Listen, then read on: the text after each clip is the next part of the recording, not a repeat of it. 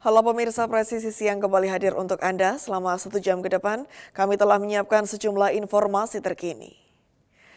Bersama saya Ibtu Ines, kita lihat dulu 3 berita utama siang ini. Unit reaksi cepat Satreskrim Polres Jombang berhasil mengungkap kasus dugaan pencurian dengan kekerasan yang terjadi di Kecamatan Diwek, Kabupaten Jombang.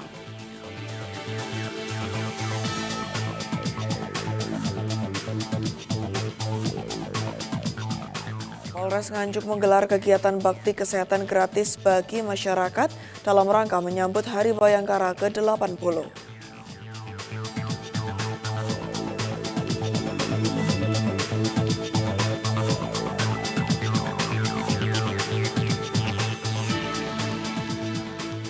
Polres Probolinggo memberikan pelayanan dan pengamanan kepulangan jamaah haji Kabupaten Probolinggo tahun 2026.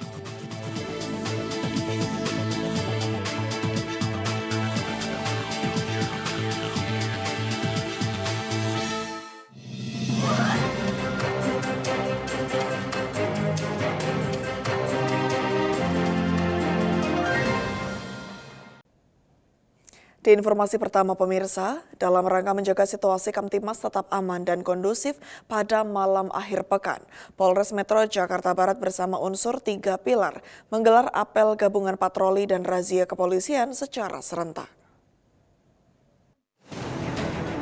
Kegiatan apel gabungan tersebut dipimpin langsung oleh Kapolres Metro Jakarta Barat, Kombes Pol Twedi Aditya Beniahdi, dan melibatkan personel gabungan dari TNI, Polri, serta unsur pemerintah daerah sebanyak 131 personil. Patroli ini dibagi menjadi 2 pola pengamanan, yakni patroli kewilayahan dan razia kepolisian, dengan menyasar lokasi maupun jam-jam rawan terjadinya aksi kriminalitas dan kejahatan jalanan.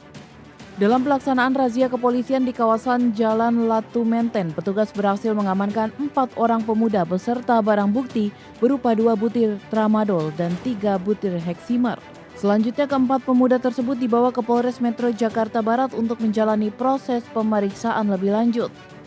Polres Metro Jakarta Barat juga menghimbau kepada masyarakat agar turut berperan aktif menjaga keamanan lingkungan dan segera melaporkan apabila menemukan adanya potensi gangguan Kamtibmas melalui layanan kepolisian 110 yang aktif selama 24 jam. Dari Polres Metro Jakarta Barat, Polda Metro Jaya melaporkan untuk Polri TV. Di Sumatera Selatan pemirsa, jajaran Polres Ogan Komering Ilir berhasil mengungkap kasus penembakan yang mengakibatkan meninggal dunia seorang remaja berusia 18 tahun di Desa Margo Bakti, Kecamatan Mesuji, Kabupaten Ogan Komering Ilir. Petugas yang menerima laporan langsung mendatangi lokasi tempat kejadian untuk melakukan olah tempat kejadian perkara atau TKP, mengumpulkan barang bukti serta memeriksa sejumlah saksi yang mengetahui peristiwa tersebut.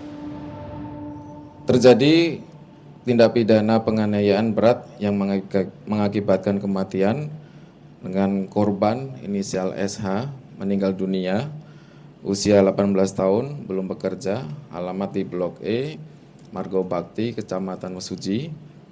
Kemudian pelaku inisial MCA, pelaku menembak ke arah dada sebelah kiri 1 kali menggunakan 1 pucuk senjata api rakitan mengenai korban. Dengan hasil pemeriksaan luar dan otopsi dari Rumah Sakit Bayangkara bahwa luka tersebut diakibatkan oleh tembakan yang mengenai dada sebelah kiri.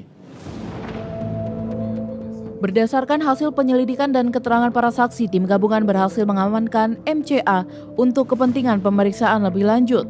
Dari lokasi kejadian, petugas berhasil mengamankan sejumlah barang bukti berupa 1 pucuk senjata api laras pendek jenis revolver, 1 buah selongsong, dan barang bukti lainnya.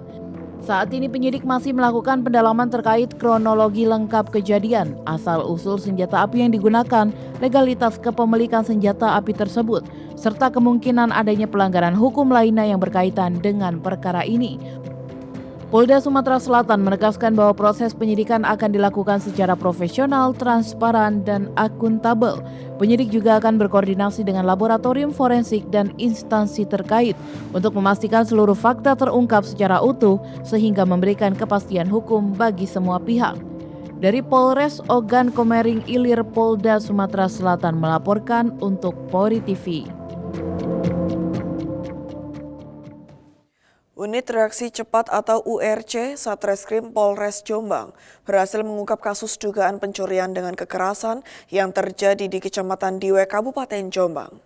Kasus ini terungkap setelah polisi menindaklanjuti laporan korban yang menjadi sasaran perampasan di wilayah Dusun Nanggungan, Desa Jatirejo.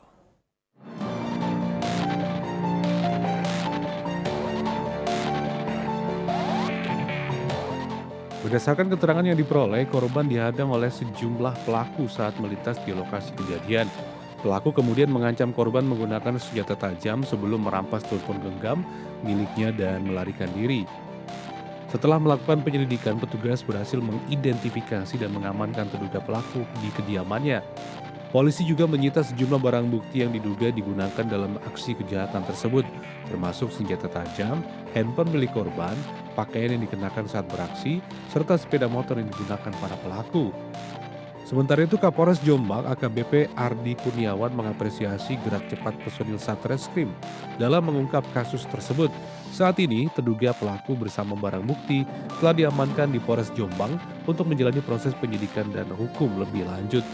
Dari tim Humas Polres Jombang, Polda Jawa Timur melaporkan untuk Polri TV. Dan pemirsa, di Treskrim Polda Banten berhasil mengungkap sindikat pencurian kabel persinyalan kereta api.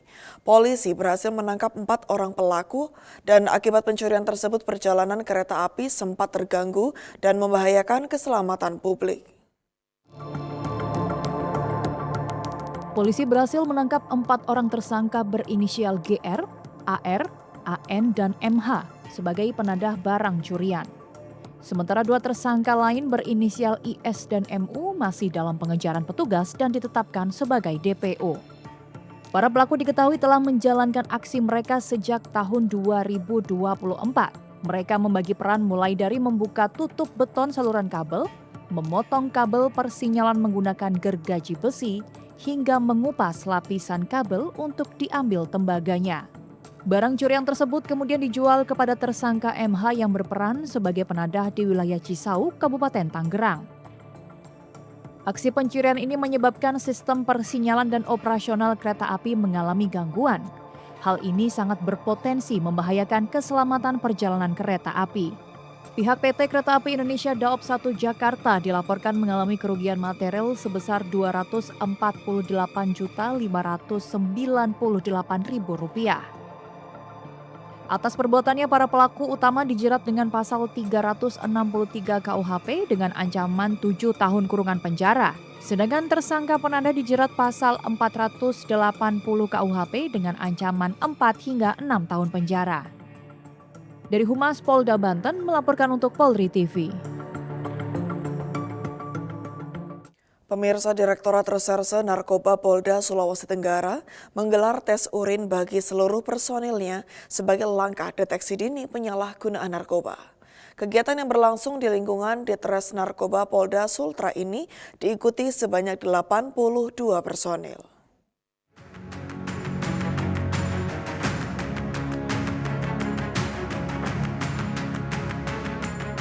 Pemeriksaan dipimpin langsung oleh Direktur Reserse Narkoba Polda Sultra, Kombes Pol Amri Yudi Syamsu Alam Ramawispa. Tes urin dilakukan sebagai bentuk pengawasan internal sekaligus komitmen menjaga integritas dan profesionalisme personil dalam menjalankan tugas pemberantasan narkoba. Dari hasil pemeriksaan, seluruh personil yang mengikuti tes dinyatakan negatif narkoba. Hasil tersebut menunjukkan komitmen jajaran Ditres Narkoba Polda Sultra dalam mewujudkan lingkungan kerja yang bersih dan bebas dari penyalahgunaan narkotika. Polda Sultra menegaskan upaya pemberantasan narkoba harus dimulai dari internal institusi. Tes urin berkala juga menjadi implementasi prinsip zero tolerance terhadap penyalahgunaan narkotika, sekaligus memperkuat kepercayaan masyarakat terhadap penegakan hukum di bidang narkoba. Dari Humas Polda Sulawesi Tenggara melaporkan untuk Polri TV.